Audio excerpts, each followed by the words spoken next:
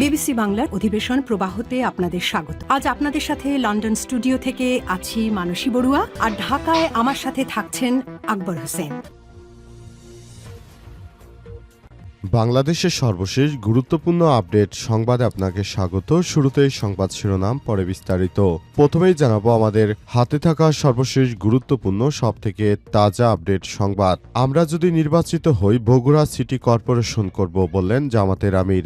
বাংলাদেশ জামাত ইসলামের আমির ডক্টর শফিকুর রহমান বলেছেন, বগুড়াকে পূর্বের মতো শিক্ষা ও সমৃদ্ধির নগরীতে পরিণত করব ইনশাআল্লাহ। চাঁদাবাজি করতে দেব না ইনশাআল্লাহ। আমরা যদি নির্বাচিত হই বগুড়াকে একটি আধুনিক সিটি কর্পোরেশন হিসেবে গড়ে তোলা হবে। এরপর জানাবো ভোলা ২ আসনে নির্বাচন থেকে সরে গেলেন জামাতের প্রার্থী। সংসদ নির্বাচনে ভোলা ২ দৌলত খান বোরহানুদ্দিন আসনে দাঁড়িপাল্লা প্রতীকের বাংলাদেশ জামাত ইসলামের মনোনীত প্রার্থী মুফতি মাওলানা ফজলুল করিম নির্বাচন থেকে সরে গেছেন। ওই আসন থেকে লেবারের ডেমোক্রেট পার্টি এলডিপির প্রার্থীকে আসনটি দেয়া হবে বিদায় তিনি সরে দাঁড়িয়েছেন। এদিকে জামাতের অপপ্রচার, ভারতের সঙ্গে বিএনপির কোনো চুক্তি হয়নি বললেন মাহাদি আমিন। বাংলাদেশ জামাত ইসলামের নায়েবে আমির তার অভিযোগকে রাজনৈতিক অপপ্রচার হিসেবে দেখছে বিএনপি। ভারতের সঙ্গে বিএনপির কোনো চুক্তি হয়নি বলে স্পষ্টভাবে জানিয়েছে দলটি। এবারে জানাবো বাউফলে ৩ শতাধিক নেতাকর্মীর জামাতে যোগদান। বিএনপির সহযোগী সংগঠন স্বেচ্ছাসেবক দলের পটুয়াখালী বাউফল উপজেলার ধুলিয়া ইউনিয়ন স্বেচ্ছাসেবক দলের আহ্বায়ক হাসান খানের নেতৃত্বে ৩ শতাধিক নেতাকর্মী জামাত ইসলামে যোগদান করেছে। বাংলাদেশ জামাত ইসলামের কেন্দ্র কর্মপরিষদ সদস্য ও ঢাকা মহানগর দক্ষিণের সেক্রেটারি পটুয়াখালী ২ আসনে দাঁড়িপাল্লা প্রতীকে সংসদ সদস্য পদপ্রার্থী ড শফিকুল ইসলাম মাসুদ তাদের বরণ করে নেন। এবং সর্বশেষ জানাবো ইরানে হামলার আশঙ্কা, মধ্যপ্রাচ্যে ফ্লাইট বাতিলের হিড়িক। ইরানের দিকে এগিয়ে যাচ্ছে মার্কিন যুক্তরাষ্ট্রের ওয়াটার ক্যারিয়ার। সেখানে রয়েছে অত্যাধুনিক ক্ষেপণাস্ত্র সহ বিভিন্ন জ্যামিং প্রযুক্তির বিভিন্ন মিসাইল শো। এছাড়াও রয়েছে আরও অত্যাধুনিক যুক্তরাষ্ট্রের F-35 যুদ্ধ বিমান, যেগুলো নিয়ে ইরানের উপকূলের দিকে রওনা দিয়েছে মার্কিন যুক্তরাষ্ট্র। আর কাতারের বিভিন্ন ঘাঁটিতে আসলে যুক্তরাজ্য তারা সামরিক বিমান পাঠিয়েছে অবস্থায় নতুন করে আসলে গ্রিনল্যান্ডের মধ্যে যে উত্তাপ ছড়িয়েছে তার মধ্যে তারা ইরানকে নতুন করে টার্গেট করছে পশ্চিমারা। তারা মূলত ইরানের তেল সম্পদকে আত্মসাৎ করার জন্য এই ধরনের পদক্ষেপ গ্রহণ করছে বলে অভিযোগ পাওয়া যাচ্ছে। প্রিয় দর্শক, এতক্ষণ শুনছিলেন সংবাদ শিরোনাম, এবারে বিস্তারিত। তবে তার আগে বন্ধুরা অনুরোধ থাকবে এই সংবাদটিতে একটি লাইক দিন। এই চ্যানেলে আপনি নতুন হয়ে থাকলে আমাদের সংবাদটি দেখতে দেখতে চ্যানেলটি সাবস্ক্রাইব করে রাখুন। কমেন্ট করে বন্ধুরা আপনার মূল্যবান মতামত জানিয়ে দিন আপনি বিশ্বের কোন দেশ থেকে বা বাংলাদেশের কোন স্থান থেকে আমাদের সংবাদটি দেখছেন এবং শুনছেন। আর বন্ধুরা এই সংবাদটি আপনার সোশ্যাল মিডিয়া ফেসবুকে শেয়ার করে বন্ধুদেরও দেখার সুযোগ করে দিন। গাজা যুদ্ধে আপনি যদি নিরীহ ফিলিস্তিনিদের ভালোবেসে থাকেন কমেন্টে ইয়েস লিখে পুরো বিশ্বকে জানিয়ে দিন। এবারে বিস্তারিত। আমরা যদি নির্বাচিত হই বগুড়াকে আধুনিক সিটি হিসেবে গড়ে তুলব, বললেন জামাতের আমির। জামাত ইসলামের আমির ডক্টর শফিকুর রহমান বলেছেন, বগুড়াকে পূর্বের মতো শিক্ষা ও সমৃদ্ধি নগরীতে পরিণত করব ইনশাআল্লাহ। চাঁদাবাজি করতে দিব না ইনশাআল্লাহ। আমরা যদি নির্বাচিত হই বগুড়াকে একটি আধুনিক মডেল সিটিতে পরিণত করব। আজ শনিবার দুপুরে বগুড়ার আলফাতুন্নেসা মাঠে 10 দলীয় ঐক্যজোট কর্তৃক আয়োজিত নির্বাচনী সমাবেশ প্রধান অতিথির বক্তায় তিনি এসব কথা বলেন। জামাতের আমির বলেছেন, আমরা নিজেরা চাঁদাবাজি, টাকা পাচার, সন্ত্রাস করব না, কাউকে করতেও দেব না ইনশাআল্লাহ। মায়েদের সম্মানে আমাদের জীবনের সব থেকে বেশি গুরুত্বপূর্ণ। মায়েদের নিরাপত্তা দেয়া সরকারের দায়িত্ব। নারীরা নিজেদের ইচ্ছামতো যোগ্যতা অনুযায়ী চাকরি করবে। সরকার নারীদের সম্মানের সঙ্গে নিরাপত্তা দেবে। তিনি আরো বলেন, যুবকদের প্রতি আমাদের অঙ্গীকার, আমরা যুবকদের বেকার ভাতা দিয়ে বেকার যেন আর দেশে তৈরি হতে না পারে সেজন্য আমরা কাজ করব বলে জানিয়েছেন অন্তর্বর্তীকালীন সরকারের প্রধান উপদেষ্টা প্রফেসর ডক্টর মোহাম্মদ ইউনূসের সরকার যে নতুন বাংলাদেশ গড়ে তুলতে চান সবথেকে ভালো অবস্থানে রয়েছে জামাত ইসলাম এবং তারাই বাংলাদেশের মানুষকে এখন অনেক বেশি একটা ভালো অবস্থানে নিয়ে যাওয়ার জন্য কাজ করছে বলে জানিয়েছেন বাংলাদেশ জামাত ইসলামের আমির ডক্টর শফিকুর রহমান সেজন্য তিনি নেতাকর্মী সবাইকে একযোগে বাংলাদেশ জামাত ইসলামের হয়ে কাজ করার জন্য আহ্বান জানিয়েছেন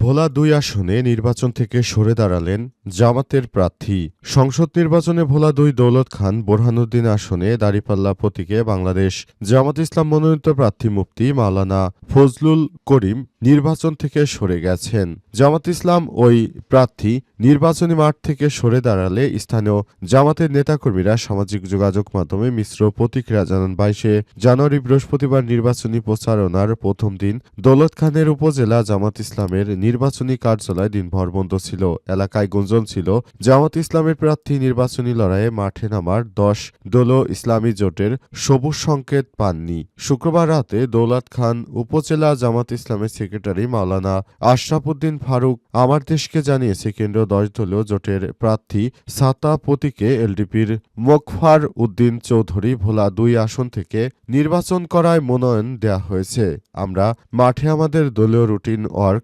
সাংগঠনিক কাজ করে যাব জোটে প্রার্থী আমাদের ডাকেননি নির্বাচনী লড়াই এবং এ যাবৎ আমাদের সহযোগিতাও চায়নি বোরহানুদ্দিন উপজেলা জামাত ইসলামের আমির এবং আসন পরিচালক মাওলানা মাকসুদুর রহমান তার ব্যক্তিগত ফেসবুক আইডিতে দৌলত খান এবং বোরহানুদ্দিন ও নেতাকর্মীদের অবগতির লক্ষ্যে লিখেছেন ১০ দলীয় ইসলামী জোটের কেন্দ্রীয় সংগঠনের নীতিগত সিদ্ধান্ত বৃহত্তর ইসলামিক স্বার্থে কথা বিবেচনা করে আমরা আসন্ন এই নির্বাচনী প্রতিদ্বন্দ্বিতা থেকে সরে দাঁড়ানোর সিদ্ধান্ত নিয়েছি এটি কোনো দুর্বলতা বা ভয়ের কোনো কারণে বরং এটি সংগঠনের শৃঙ্খলা উম্মার ঐক্য এবং আল্লাহর সন্তুষ্টির পথে অগ্রাধিকার দেওয়ার একটি কঠিন কিন্তু প্রয়োজনীয় সিদ্ধান্ত বলে জানানো হয়েছে নতুন করে যেন কোনো সমস্যা সৃষ্টি না হয় সে ব্যাপারটি দেখভাল করা হচ্ছে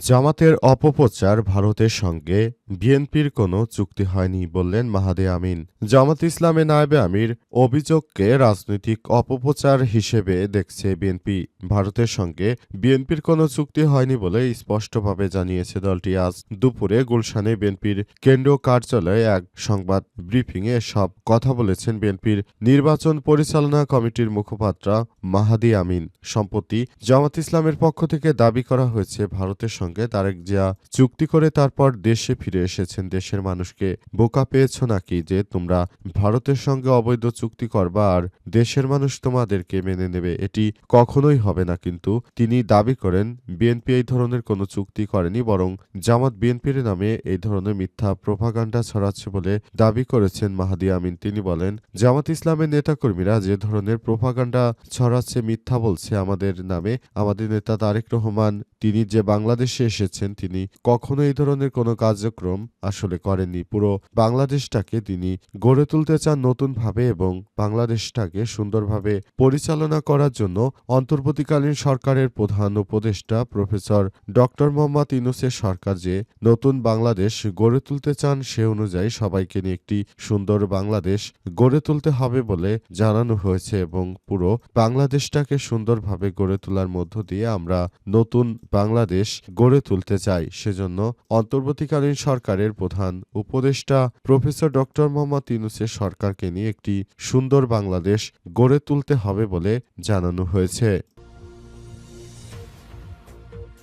বাউফলে ৩ শতাধিক নেতাকর্মীর জামাতে যোগদান বিএনপির সহযোগী সংগঠক স্বেচ্ছাসেবক দলের পটুয়াখালী বাউফল উপজেলার ধুলিয়া ইউনিয়ন স্বেচ্ছাসেবক দলের আহ্বায়ক হাসান খানের নেতৃত্বে ৩ শতাধিক নেতাকর্মী জামাত ইসলামে যোগদান করেছে বাংলাদেশ জামাত ইসলামের কেন্দ্রীয় কর্মপরিষদ সদস্য ঢাকা মহানগর দক্ষিণের সেক্রেটারি পটুয়াখালী ২ আসনে দাঁড়িপাল্লার প্রতীকে সংসদ সদস্য পদপ্রার্থী ড শফিকুল ইসলাম মাসুদ তাদের বরণ করে নিয়েছেন ড শফিকুল ইসলাম মাসুদ তিনি বাংলাদেশ জামাত ইসলামের পটুয়াখালী ২ আসনে দাঁড়িপাল্লার প্রতীক হিসেবে তিনি নির্বাচনে লড়াই করার ঘোষণা দিয়েছেন এবং তার নেতৃত্বেই মূলত বিএনপির এই নেতাকর্মীরা জামাত ইসলামে যোগ দিচ্ছে।